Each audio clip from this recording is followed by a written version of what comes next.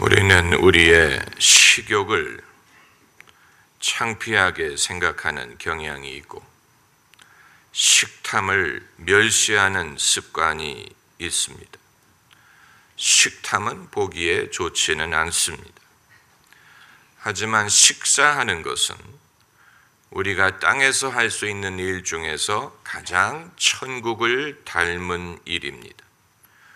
혼자 하는 식사가 아닌 함께 하는 식사 시간은 괴로운 인생길에서 사람이 누릴 수 있는 거의 유일한 즐거움이라고 할 수 있습니다. 식사라는 단어 자체가 사실은 잘못됐습니다.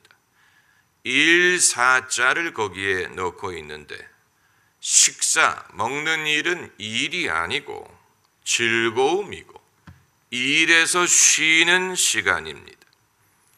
잔치라는 것이 여러분 별것이 아닙니다. 친한 사람들끼리 모여서 맛있는 음식을 나누면 그것이 잔치가 되는 것입니다. 구약 시대부터 식사에는 신앙적인 의미가 담겨져 있었습니다. 유월절 만찬이 신앙적인 의미가 있는 공동체의 식사였습니다. 하나님이 명하시기를 각 가족대로 식구를 위하여 어린 양을 취하라 이렇게 말씀을 하셨습니다. 예수님이 제자들과 함께 나누신 마지막 만찬, 그것도 신앙의 의미가 담겨진 식사 자리였습니다. 예수님은 이 식사를 가족과 함께 나누지 않고 제자들과 함께 나누셨지요. 또 죄인들과 같이 나눈 식사, 탕자가 돌아왔을 때 아버지가 잡은 살찐 송아지, 이 모든 것은 함께하는 식사에 신앙적인 의미가 담겨져 있었던 것입니다. 문제는 식문화에 대한 우리의 생각을 바꿔야 된다는 것입니다. 식사는 즐거움이 천국의 모형입니다. 그렇기 때문에 우리는 식사를 귀중히 여기는 법을 배워야 됩니다. 식사를 귀중히 여기는 생각의 변화는 우리 자신의 건강, 우리 자신의 행복을 위하여 필요한 일이에요. 현대인들의 성인병, 이것이 어디에서 비롯됐느냐? 식문화가 잘못된 데에서 비롯되었습니다. 이게 반드시 사람이 많이 먹기 때문에 발생하는 것이 아니고 몸에 나쁜 음식을 먹기 때문에 발생하는 것이 아니고 패스트푸드 때문에 발생하는 것이라고 볼 수 없고 여러 가지 문화적인 심리적인 이유가 있습니다. 여기에는 이미 많은 연구가 있고 거기에 복음가는 의견을 저는 제시할 자신이 없고 다만 신앙적인 해석을 제시할 뿐입니다. 한 가지 분명한 것은 인류가 전통적인 식습관을 벗어나기 시작하면서 성인병이 발생하기 시작했다는 것입니다. 성인병의 발달은 서구화 과정과 맥을 같이 했습니다. 우리는 몇 가지 식문화에 대한 관점을 바꿔야 되는데, 첫째는 식사란 무엇이냐라는 생각을 바꿔야 됩니다. 식사는 때우기 위한 것이 아니에요. 살기 위해 부득이 먹는 것이 아닙니다. 바쁜데 안 먹을 수는 없고 그러기에 서둘러서 때우기 위한 것이 아니에요. 패스트푸드는 그 근본에 잘못된 철학이 자리 잡고 있기 때문에 그렇기 때문에 몸에 안 좋은 것입니다. 식사는 즐거운 일이 잔치, 피에스타입니다. 그리고 두 번째는 혼자 먹지 말기. 가족, 친구, 여럿이 함께 먹는 것이 옳습니다. 식탁 공동체를 만들어야 됩니다. 요즘에 혼밥, 혼술 이런 말이 유행하는데 혼자 먹는 밥은 불행합니다. 왜 세상 사람들을 집단으로 먹이지 않습니까? 왜 가정 단위로 음식을 만들어 먹습니까? 세상에 있는 수많은 가구가 함께 집단으로 식사를 하면 편리하지 않을까? 그러나 사람들은 식사할 때만큼은 자기가 사랑하는 사람들, 가까운 사람들, 가족, 편한 사람들과 같이 식사하기를 원하고 거기에서 위로를 경험하고 그것이 좋고 행복한 것입니다. 가족, 식구란 말은 결국은 같이 먹는 사람을 부르는 말입니다. 예쁜 자식이든 미운 자식이든 한 상에 둘려서 먹을 때는 식구가 되는 것입니다. 식구, 가족이 같이 식사하면서 가족의 애를 나눌 수가 있는 것이고 대화할 수가 있는 것이고 안부를 물을 수가 있는 것이고 자식은 어른에게 배울 수 있는 것이고 이것은 이 세상에서 우리가 경험할 수 있는 천국의 기쁨입니다. 이 세상 사람들은 무엇을 먹으면 안 되고 또 무엇을 많이 먹어야 되고 이것을 건강과 연계시키려는 사람들이 많이 있지만 저는 무엇을 먹으면 안 되고 이런 말씀을 드리고 싶지 않고 식사에 대한 철학과 원칙을 말씀드리고자 합니다. 구약 성경을 보면 유대인들이 먹어서는 안 되는 많은 음식을 열거했지요. 그래서 우리가 어떤 인상을 받냐면 종교라는 것이 무엇을 먹지 말 것을 금지하는 것처럼 생각을 받기가 쉬운데 그러나 구약 성경이 그렇게 하는 이유는 그만큼 먹는 일이 중요하다는 것을 인정하는 것입니다. 신약 시대에 와서 예수께서는 모든 음식을 정결하다라고 선포하셨습니다.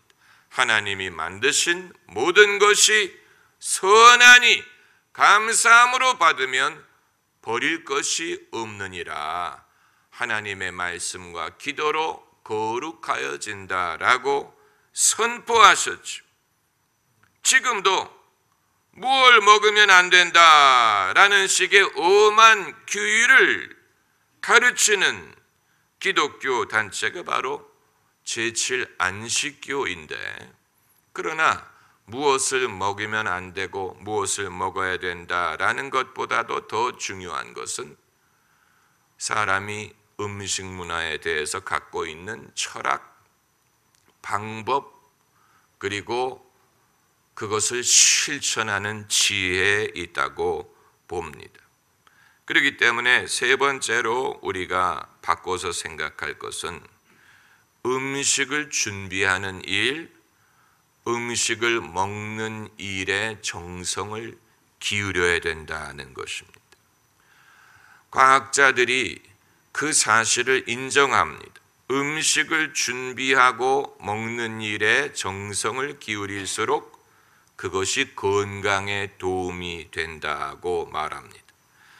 그래서 몸에 좋은 식재료를 구입하는 일에 정성을 기울이고 음식 만드는 일을 중요하게 여기고 전통적인 방법으로 음식을 만드는 것이 몸에 건강하다는 것입니다. 좋은 식재료를 사는 데에 돈을 아끼지 말라고 합니다. 왜냐하면 거기에 돈을 아끼려다가 나중에 병원비로 다 날아가게 된다는 것입니다. 그래서 식사하는 시간을 중요한 시간으로 만들어야 됩니다. 이건 우리 모두가 배워야 되는 부분이에요. 식사 시간을 중요하게 여기기, 다 같이 모여서 먹기, 급히 먹지 않기, 대화하면서 즐겁게 먹기, 식사 시간을 가장 행복한 시간으로 만들기, 식사 시간을 통하여 천국의 잔치를 느끼도록 해야 됩니다. 예수님이 그렇게 하셨습니다. 그래서 네 번째로 생각할 것이 금욕주의가 우리에게 끼친 폐해, 청교도 정신은 사람이 일하기 위하여 먹는 것이라고 생각했습니다. 일하는 것이 메인이고 일을 하려다 보니까 먹어야 된다라고 생각을 하고 먹는 것을 즐기는 것을 죄악시했습니다. 즐거움이라는 것을 죄악시로 여기는 기독교인들이 많습니다. 즐거운 것은 나쁜 것이다. 반대로 경건한 것은 괴로운 것이다. 그래서 괴로움 위주로 신앙생활하는 사람들이 많습니다. 괴로워야 경건한 것이라고 생각합니다. 금식이라든 금욕이라든 괴로워야 그것이 영혼에 유익하다라고 생각하는 경향이 있고, 즐거우면 즐거운 것이 좋지만 뭔가 죄책감을 느끼고 내가 이래도 되나, 내가 음식을 이렇게 즐겨 먹어도 되나, 이런 생각이 우리에게 많이 있습니다. 바로 그런 생각으로 오늘 본문의 바리새인들이 예수님을 비판한 것입니다. 세례 요한의 제자들은 금식하고 바리새인들의 제자들도 금식하는데 당신의 제자들은 먹고 마시나이다. 이들의 관점에서는 예수님의 제자들이 먹고 마시는 것이 경건하게 보이지 않았어요. 경건한 것은 괴로운 일이고 금지하는 일, 금식, 금주, 금욕, 금자가 들어가야 경건한 것이라고 생각을 했는데 예수님의 제자들이 그렇게 하지 않는 것을 보고 그들은 의아하게 생각했고 그것을 비판적으로 보았습니다. 이러한 정서는 그들에게 있는 것뿐만이 아니고 오늘날 예수 믿는 우리에게도 뿌리 깊이 자리 잡고 있습니다. 여러분, 예수님이 40일 금식을 하실 때도 있었지만 금식하실 때는 금식하셨지만 그 이외의 시간에는 예수님은 사람들과 함께 식사하는 것을 즐기셨고 죄인이 마련한 잔치 자리에도 예수님이 가서 같이 식사하셨어요. 이것은 신앙적인 의미인 것입니다. 탕자가 아버지 집에 돌아올 때 아버지가 살찐 송아지를 잡아 잔치를 벌어주었다. 여기에 천국의 기쁨의 모형이 있는 것처럼 예수께서 죄인들이 회개할 때 같이 앉아서 식사하셨다는 말은 천국이 그들에게 임하였고 천국의 기쁨을 나눈다라는 의미가 있었던 것이고, 예수님 당신이 이 세상에서 사람들과 같이 어울려 먹고 마시는 일을 통하여 천국을 경험하도록 하셨습니다. 여러분, 이것은 상당히 중요한 것입니다. 우리는 천국에 대해서 상상만 할 뿐 도대체 천국의 경험을 우리가 어떻게 할 수 있는지에 대해서는 대책이 없을 때가 많지요. 주님의 지혜는 상당히 현실적이고 또 우리가 미처 놓치는 부분이 많이 있습니다. 참된 경건이 무엇인지 모르는 사람들은 무조건 금지하면 그것이 경건할 것으로 생각을 하고 그것이 거듭나지 못한 인간의 생각의 어필하는 면이 있지만, 여러분, 하나님의 지혜를 우리가 신뢰한다면 하나님은 즐거움을 통하여 당신의 뜻을 느끼게 하시지 않겠습니까? 우리의 소원을 통하여 당신의 뜻을 행하게 하시지 않겠습니까? 좋은 것을 즐거워하게 하시지 않겠습니까? 왜 우리는 하나님이 지혜로 우리에게 인도하시는 길을 불신하고 괴로운 것이 선한 것이고 힘든 일이 하나님의 뜻이라고 생각을 한다면 그 사람은 하나님을 순종할 뜻은 있을지 모르지만 모르긴 몰라도 항상 입이 튀어나올 것입니다. 하나님을 섬기긴 섬기는데 탕자의 형과 같은 마음으로 입이 늘 튀어나와 있어요. 늘 불만이, 아버지를 순종하는 일이 즐겁지 않아요. 의무적이 해야 되기 때문에 하는 것이, 한 번도 그것을 즐겁다고 생각해 본 적이 없어요. 해야 되기 때문에 하는 일. 그것은 하나님의 지혜를 무시하는 것입니다. 하나님은 선하신 분이고 선한 것을 우리가 즐거워하게 만드셨어요. 우리가 즐거워하는 일이 선한 것이, 사랑받는 일 얼마나 즐겁습니까? 사랑하는 일 즐겁지요. 친절을 베푸는 일 즐거운 일, 남에게 선행을 하는 일 즐거운 일이, 주와 같이 길 가는 일 즐거운 일 아닌가? 선한 일은 즐거워요. 십자가를 져야 되는 때도 있지만 그건 자기를 부인하는 것을 말하는 것이고, 성령, 하나님의 나라, 이 모든 것은 희락, 평강, 사랑, 좋은 것이지. 당연히 그것은 우리에게 즐거움이 될 수밖에 없습니다. 세상의 종교 중에서 먹고 마시는 것을 장려하는 종교를 찾기가 어렵습니다. 대부분이 금지하죠. 무엇인가를 금지합니다. 불교 음식 문화에 대해서는 여러분이 잘 아실 것이고, 힌두교는 무엇을 금지합니까? 소고기를 금지하지요.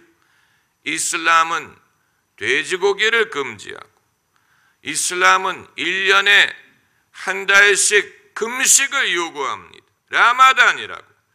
해가 뜰 때부터 해가 질 때까지 물 한 모금 마시면 안 됩니다. 침도 삼키지 않는다고 하는데, 무엇인가를 금지하는 것이 경건한 것이다 라는 사상은 뿌리가 깊은 것입니다.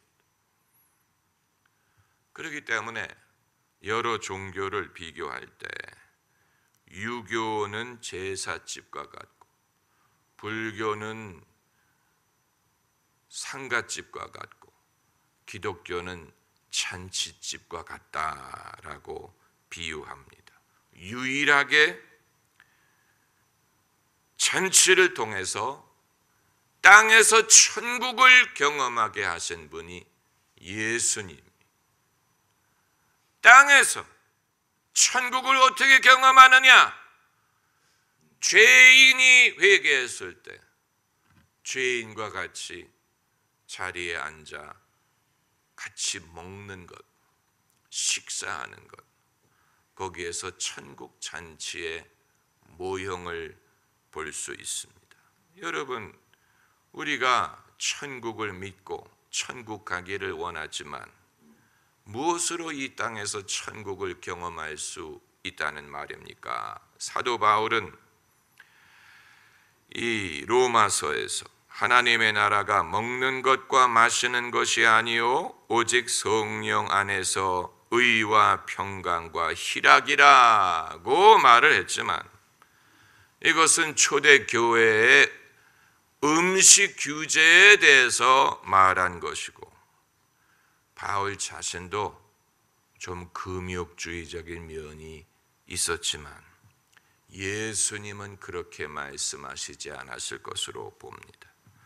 아침과 저녁에 수고하여 다 같이 일하는 온 식구가 한 상에 둘러서 먹고 마셔 여기가 우리의 낙원이라. 얼마나 성경적인 찬송가 가사인지 몰라. 그렇기 때문에 우리는 불필요한 염려, 불필요한 괴로움을 버리고 주님의 은혜가 우리에게 족함을 알고 일용할 양식을 주셨음을 알고 그것을 기뻐하고 감사하고 이 땅에서 우리가 할 수 있는 범위 안에서 최대한 천국을 경험하면서 살아야 될 것입니다. 기도하십시다.